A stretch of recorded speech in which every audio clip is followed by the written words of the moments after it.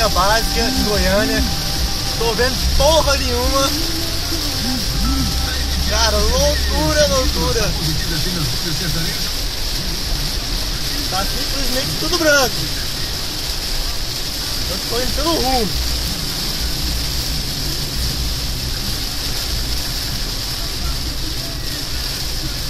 Tá feio, tá piorando, tá piorando, tá piorando, tá piorando.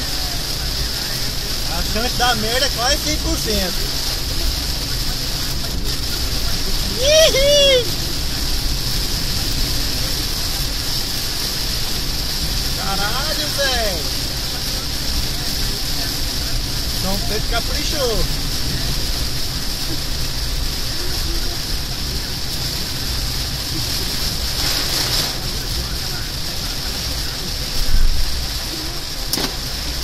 Porra.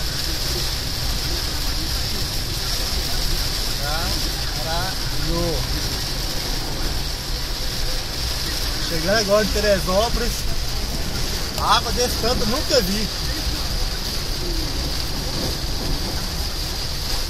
Um monte de carro parado, não tá vendo nem porra nenhuma.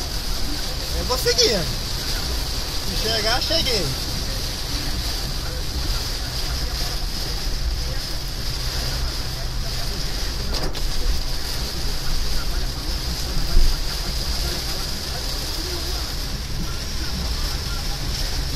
A visão de lá tá melhor que a visão do para-brisa.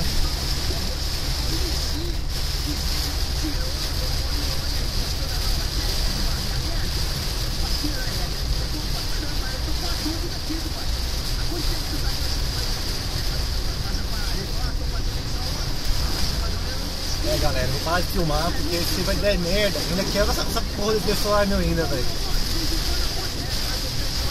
Mais um pouquinho.